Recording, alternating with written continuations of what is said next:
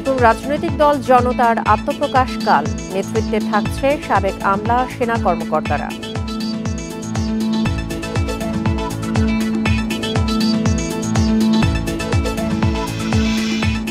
Archer প্রধান আতাউল্লাহ জুনুনি নারায়ণগঞ্জে গ্রেপ্তার, 6 সহযোগী সহ 10 দিনের রিমান্ড মঞ্জুর।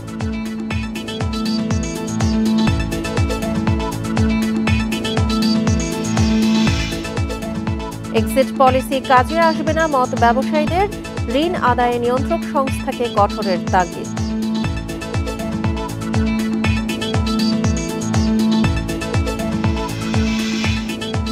ইউক্রেনে 30 দিনের যুদ্ধবিরতিতে রাজি রাশিয়া, শিগগিরই শুরু সংলাপ, ট্রাম্প পুতিন ফোনালাপ। এই ঈদে জামা জুতো অ্যাক্সেসরিজের ডিসকাউন্ট। স্বাগত ইন্ডিপেন্ডেন্ট সংবাদের সঙ্গে আছি সঞ্চারী মজিদ তমা। শুনছিলেন শিরোনাম, চলে যাচ্ছে পুরো খবরে। রাজধানীর খিলক্ষেতে ধর্ষণের অভিযোগে এক কিশোরকে পুলিশ হেফাজতে গণপিটুনি দেয় স্থানীয় জনতা। অভিযুক্ত কিশোরকে গ্রেপ্তার করে থানায় নেওয়ার সময় পুলিশের গাড়িতে হামলা করে বিক্ষুব্ধ জনতা। তাদের হামলায় ওই কিশোর ও খিলক্ষেত থানার ওসি তদন্ত আশিকুর রহমান সহ 7 পুলিশ সদস্য আহত হন। তাদের ঢাকা মেডিকেল ও কুর্মিটোলা জেনারেল হাসপাতালে ভর্তি করা হয়। গুরুতর আহত কিশোরকে উন্নত চিকিৎসার জন্য ঢাকা মেডিকেলে পাঠানোর কথা জানিয়েছেন কর্তব্যরত চিকিৎসক। এছাড়া ধর্ষণের শিকার 5.5 বছর বয়সী শিশুটিকে ইতোমধ্যে ঢাকা মেডিকেলে ভর্তি করা হয়েছে। মঙ্গলবার রাতে রাজধানীর খিলক্ষেতে ধর্ষণের অভিযোগ পেয়ে এলাকায় যায় পুলিশের একটি দল। অভিযুক্ত কিশোরকে আটক করে থানায় আনার পথে খিলক্ষেতের মধ্যপাড়া এলাকায় হামলা করে বিক্ষুব্ধ জনতা। ধর্ষণে অভিযুক্ত কিশোরকে ছিনিয়ে নিয়ে গণপিটুনি দেওয়ার চেষ্টা করে তারা। এ সময় বাধা দিলে পুলিশের গাড়ি ভাঙচুর করা হয়। পুলিশ সদস্য ও গাড়িতে থাকা অভিযুক্ত যুবক আহত হন। পরে অতিরিক্ত পুলিশ গিয়ে পরিস্থিতি নিয়ন্ত্রণে আনে এবং সেনাবাহিনী মোতায়েন হয়। এ ঘটনায় 2টি মামলা করেছে পুলিশ। থানায় নিয়ে আসার পথে ওদেরকে বুঝাই টুজায় নিয়ে আসছে, কিন্তু ওইটা ছিল খিলক্ষেত বাজারের পিছনে। ওরা ফোন করে খিলক্ষেত বাজারে কোনোভাবে এটা মেসেজটা পাঠাইছে, ওই রাস্তাটা কিন্তু চিকন। তো বাই দিস টাইম খিলক্ষেত বাজারের অনেক লোকজন জমায়েত হয়ে রাস্তা ব্লক দিয়ে গাড়ি আটকায় ফেলছে। উভয় পক্ষ থেকে 2 পাশ থেকে লোক আসছে, গাড়ি মাঝখানে পড়ছে। এরা গাড়িতে উঠে গাড়ি ভাঙচুর করছে, আমাদের পুলিশ সদস্যদেরকে মারপিট করছে, গ্লাস ভাঙে ফেলছে, গাড়িটার ওই সামনের উইন্ডশিল্ড পুরাটা ভাঙছে। রাজধানীর পল্লবীর গ্রিন সিটি এলাকায় নির্মাণাধীন ভবনে এক নারী সাংবাদিককে সারা রাত আটকে রেখে দলবদ্ধ ধর্ষণের অভিযোগে 2 জনকে গ্রেপ্তার করেছে পুলিশ। সোমবার রাতের এই ঘটনায় মঙ্গলবার অজ্ঞাত 8 জন সহ 16 জনকে আসামি করে মামলা হয়েছে। ওই সাংবাদিক একটি দৈনিক পত্রিকায় জ্যেষ্ঠ প্রতিবেদক হিসেবে কর্মরত। এজাহারে বলা হয়েছে, সোমবার রাতে পল্লবীর বালুরঘাটে সংবাদ সংগ্রহ করতে যান তিনি। তার কাছে তথ্য ছিল একটি সংঘবদ্ধ চক্র মাটিকাটা এলাকায় অশ্লীল ভিডিও বানিয়ে এর মাধ্যমে অর্থ আদায় করছে। তা নিয়ে প্রতিবেদন করতে সেখানে গেলে আসামিরা তাকে নির্মাণাধীন ওই ভবনে 3 তলায় আটকে রেখে ধর্ষণ করে। ওই নারী এখন ভর্তি রয়েছেন ঢাকা মেডিকেলের ওয়ান স্টপ ক্রাইসিস সেন্টারে।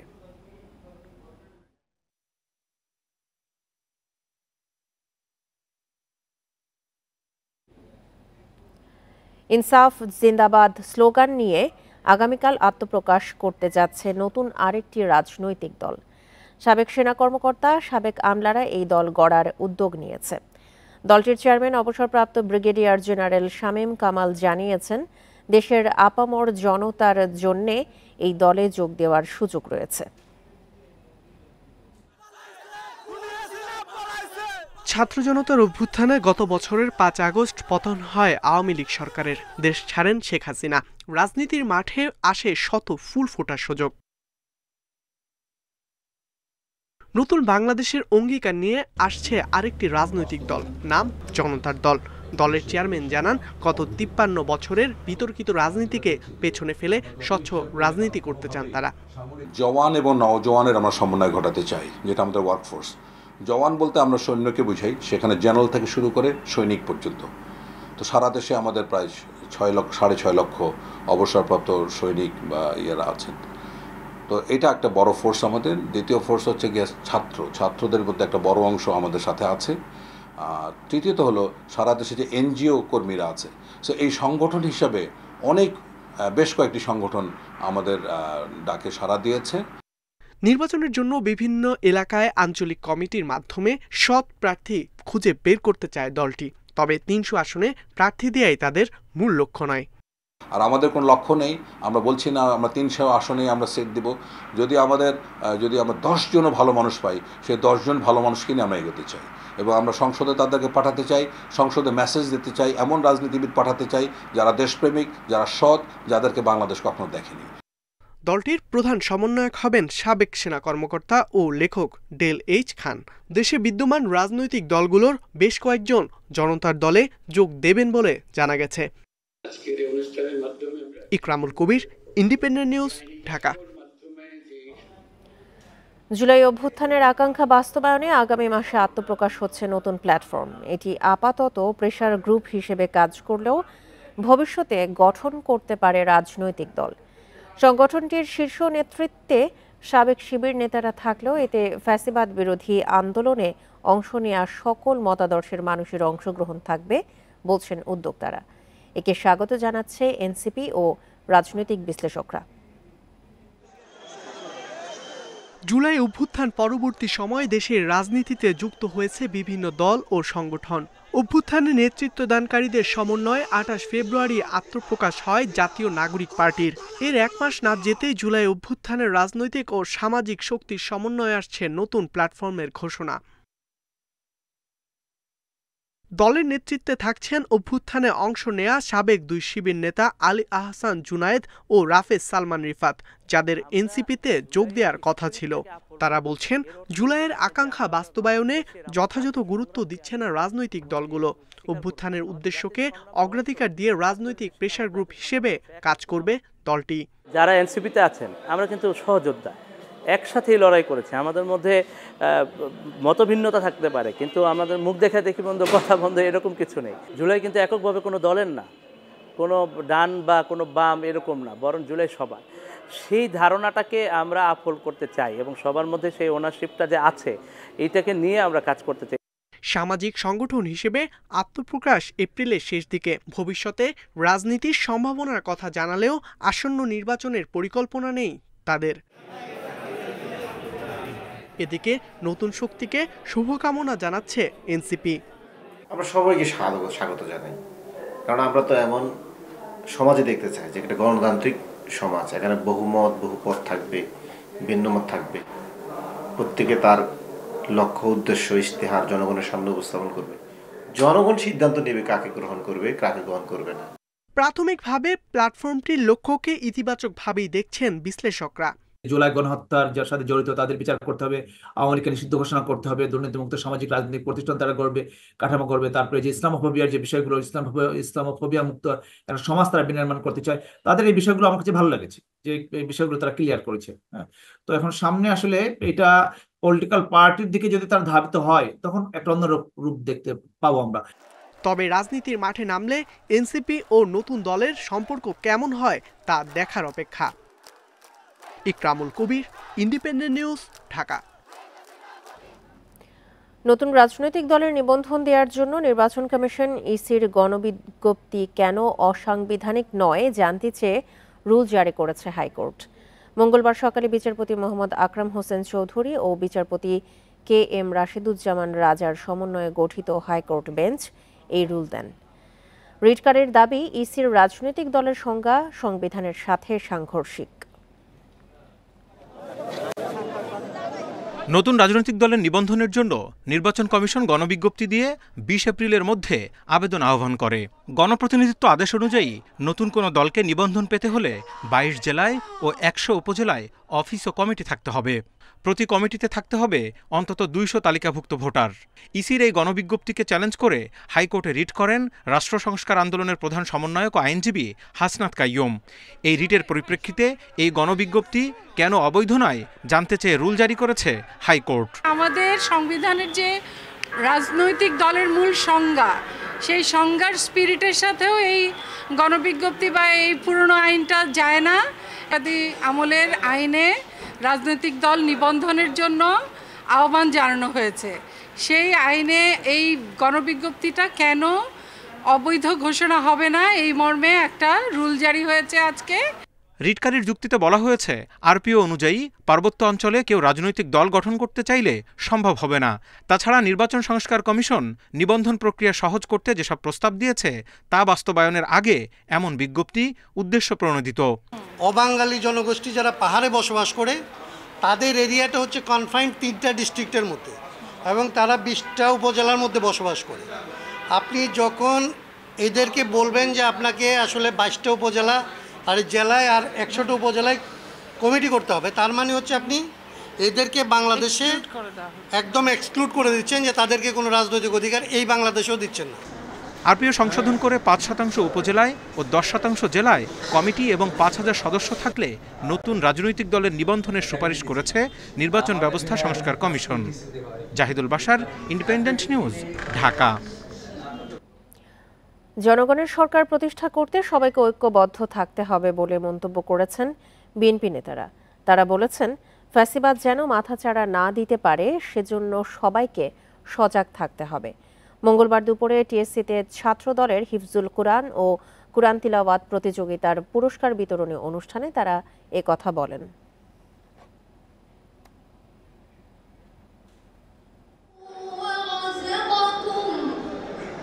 মঙ্গলবার দুপুরে ঢাকা বিশ্ববিদ্যালয়ের টিএসসি মিলনায়তনে হিফজুল কোরআন ও কোরআন তিলাওয়াত প্রতিযোগিতার চূড়ান্ত পর্বের পুরস্কার বিতরণী অনুষ্ঠানের আয়োজন করে জাতীয়তাবাদী ছাত্রদল।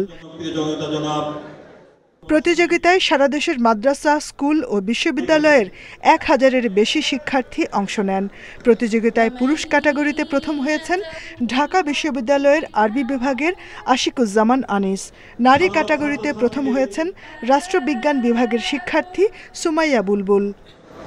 অনেক জোরে জোরে কথা বলছে। পুরস্কার বিতরণ অনুষ্ঠানে বিএনপির যুগ্ম মহাসচিব শহীদউদ্দিন চৌধুরী অ্যানি বলেন, ছাত্রলীগের রাজনীতি সমাজকে কলুষিত করেছিল, সমাজ ও সংস্কৃতিকে ধ্বংস করেছিল। 5 আগস্টের পর জাতীয় রাজনীতিতে পরিবর্তন এসেছে। এই দেশে একটা জনগণের সরকার খুব বেশি প্রয়োজন।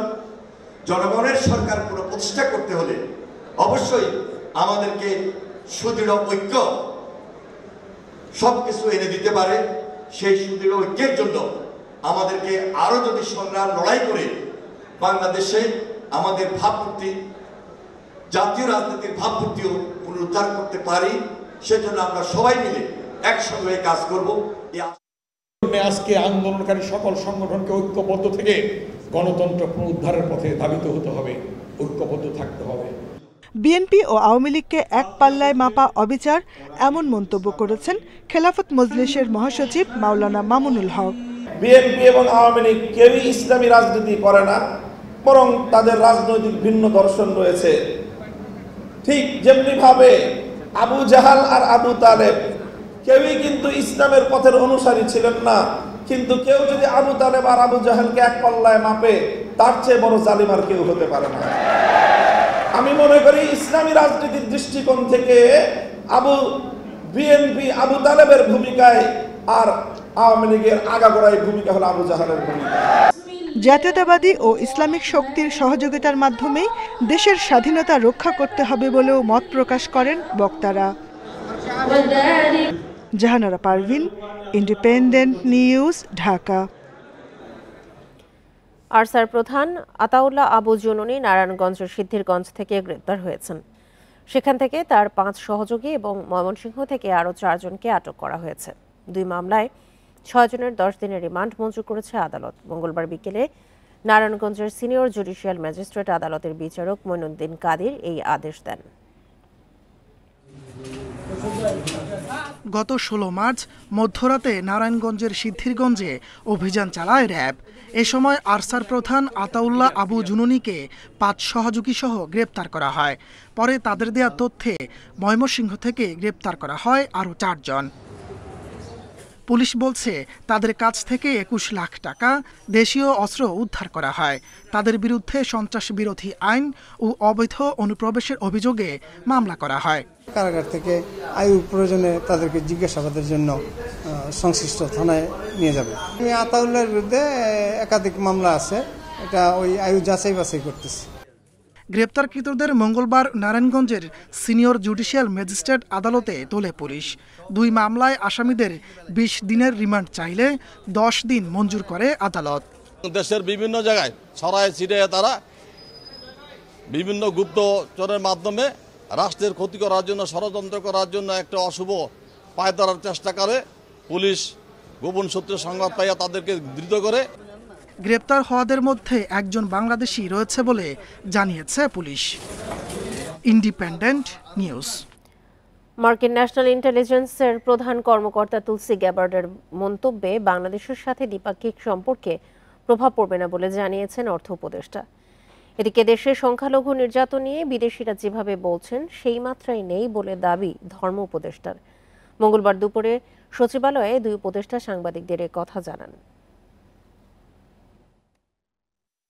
ভারত সফররত মার্কিন ন্যাশনাল ইন্টেলিজেন্সের প্রধান কর্মকর্তা তুলসি গ্যাবার্ড সোমবার দেশটির সংবাদ মাধ্যম এনডিটিভিকে বলেন, ধর্মীয় সংখ্যালঘুদের ওপর নিপীড়ন নির্যাতন মার্কিন সরকার ও ট্রাম্প প্রশাসনের জন্য প্রধান উদ্বেগের বিষয় হয়ে দাঁড়িয়েছে।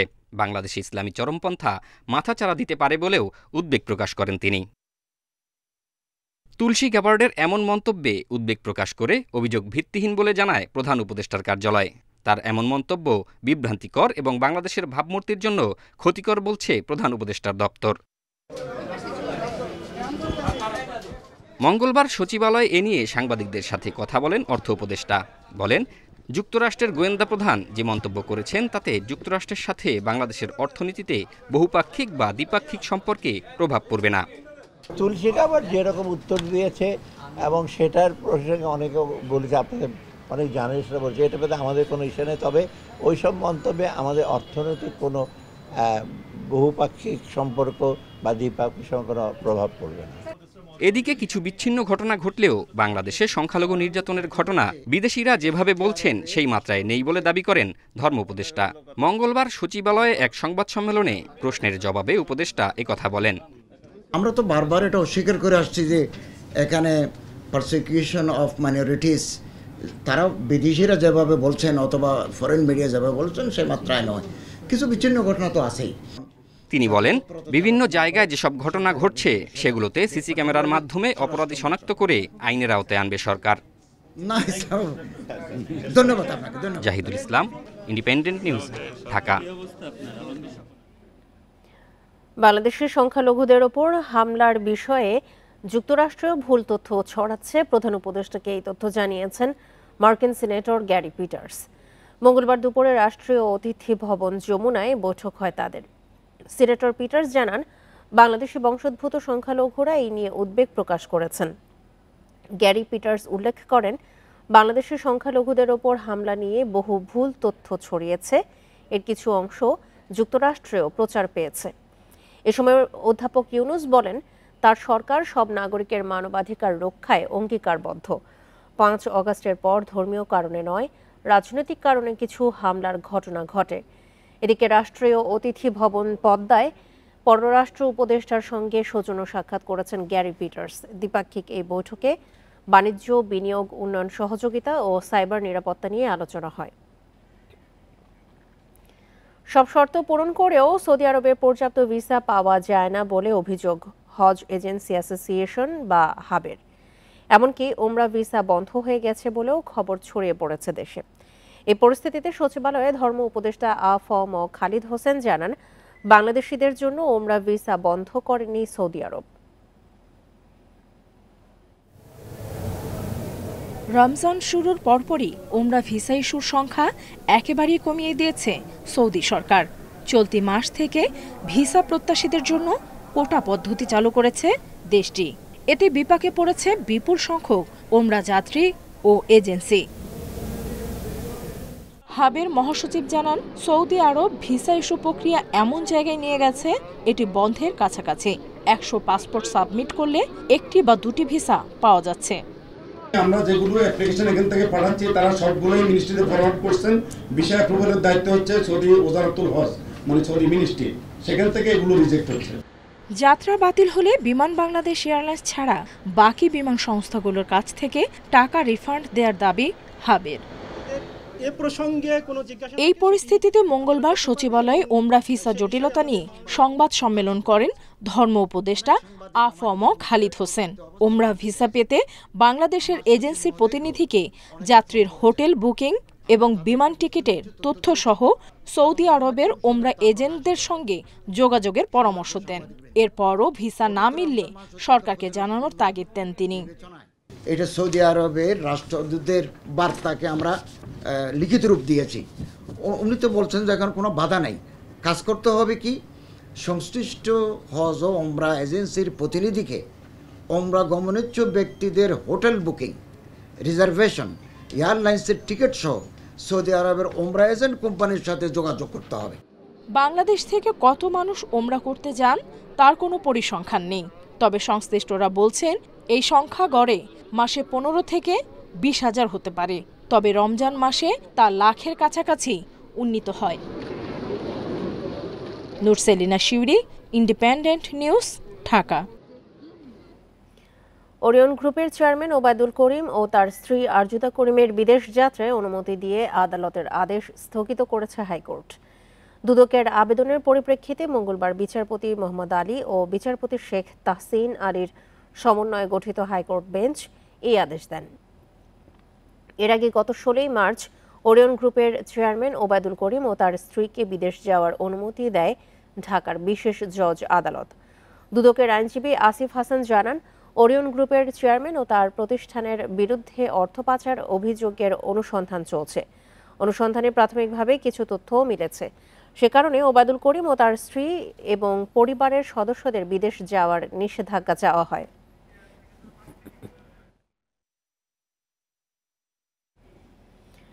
আসছে বর্ষায় বিলুপ্তির মুখে থাকা 10 প্রজাতির গাছ আবারও প্রকৃতিতে ফিরিয়ে আনা হবে। প্রয়োজনে বিদেশ থেকে সংগ্রহ করা হবে গাছের চারা ও বীজ। মঙ্গলবার দুপুরে ন্যাশনাল হারবেরিয়ামে এক মত বিনিময় সভায় একথা জানান পরিবেশ ও বন উপদেষ্টা সৈয়দা রিজওয়ানা হাসান। তিনি বলেন, বনভূমি ও গাছ রক্ষায় দ্রুত দৃশ্যমান পদক্ষেপ নেওয়া হবে। প্রকৃতি থেকে হারিয়ে গেছে তালিপাম, তবে গবেষণার নমুনা হিসেবে ন্যাশনাল হারবেরিয়ামে আছে 2টি। তালিপাম, গোলা অঞ্জন সহ 5 প্রজাতির গাছ হারিয়ে গেছে। বিলুপ্তির মুখে আছে আরও 7 প্রজাতির। দেশের গাছ নিয়ে গবেষণাকারী প্রতিষ্ঠান ন্যাশনাল হারবেরিয়াম এই উদ্ভিদ সংরক্ষণে কাজ করছে। মঙ্গলবার বিকেলে পরিদর্শনে আসেন পরিবেশ ও বন উপদেষ্টা। বিলুপ্তির মুখে থাকা গাছ বাঁচাতে মতবিনিময় সভায় অংশ নেন। জানান, দেশের 1000 প্রজাতির মধ্যে 395 প্রজাতি বিলুপ্তির মুখে। গাছ হারিয়ে যাওয়া মানে হচ্ছে তার সাথে সম্পর্কিত জীববৈচিত্র্য হারিয়ে যাওয়া, ওই গ্রামের মানুষদের ছায়া হারিয়ে যাওয়া, ওটার আন্ডারগ্রোথ হারিয়ে যাওয়া, ওটা থেকে ওটার যে ওষুধি গুণাগুণ আছে সেগুলো হারিয়ে যাওয়া। সেগুলো হারিয়ে গেলে কিন্তু আপনার যে অ্যান্টিবায়োটিক বানায় সেটাও বানানোর দেখা যাবে কাঁচামালটা পাওয়া যাবে না। সভায় উপদেষ্টা জানান, আগামী বর্ষায় বিলুপ্ত ও ঝুঁকিতে থাকা গাছের মধ্যে 10 প্রজাতির গাছ প্রকৃতিতে ফিরিয়ে আনতে নির্দেশ দেয়া হয়েছে। এই ক্রিটিক্যালি এন্ডেঞ্জার্ড 7টার কতটা চারা আমাকে দিতে পারবেন বিশ্ব জীববৈচিত্র্য দিবস সেটা বলবেন, আর এক্সটিংক্টগুলো IUCN এর সাথে কথা বলে, যার সাথে কথা বলতে হয় সরকার পর্যায়ে কথা বলতে হলে আমরা এমবেসি পর্যায়ে কথা বলবো, এটা তো কোনো সমস্যা না, কিন্তু আমরা এগুলো আমাদের দেশে ফিরিয়ে আনবো। এখন আমরা হারিয়ে গেছি এই গল্প আর শুনতে চাই না, এখন আমরা ফিরিয়ে আনছি। মতবিনিময় সভায় উদ্ভিদ গবেষকেরা জানান, দেশে প্রায় 4000 প্রজাতির মধ্যে তথ্য আছে মাত্র 1000 প্রজাতির। এর মধ্যে নতুন আবিষ্কার হয়েছে 352টি প্রজাতির গাছ। Shahriar Anirban, independent news, Dhaka. খেলাপি ঋণ আদায়ে বাংলাদেশ ব্যাংকের এক্সিট পলিসি তেমন কাজে আসবে না বলে মনে করেন ব্যবসায়ী নেতারা। এর পুরোপুরি সুবিধা পেতে এককালীন শোধের পরিমাণ কমানোর পাশাপাশি আন্তর্জাতিক মানের এক্সিট পলিসি চান তারা।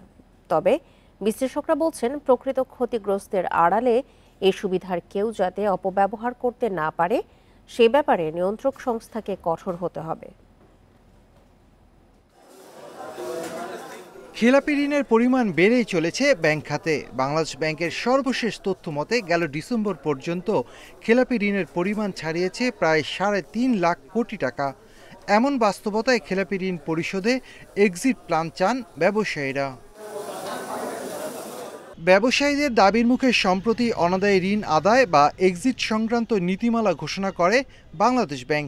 এতে বলা হয় মোট ঋণের ৫% দিয়ে এক্সিট সুবিধা নিতে পারবেন খেলাপি হওয়া ব্যবসায়ীরা। আবেদনের 2 মাসের মধ্যেই তা নিষ্পত্তি করা হবে। আগের এক্সিট প্ল্যানগুলো ছিল ওয়ান টাইম এক্সিট প্ল্যান, পারপাসিভলি করা হয়েছে, আর এটা হচ্ছে ফর এভার, অর্থাৎ এই একটা এক্সিট প্ল্যান করা হয়েছে, এটা যে কোনো সময় যে কেউ এটা সুবিধা নিতে পারে। তো এক্সিট প্ল্যানের এটা রাখা হয়েছে এই জন্য যে অনেকগুলো কোম্পানি এমন অবস্থায় গেছেন যে তারা আসলে নতুনভাবে রিভাইভ করে এই কোম্পানিটা তা আবার তার কার্যধারায় ফিরতে সক্ষম না।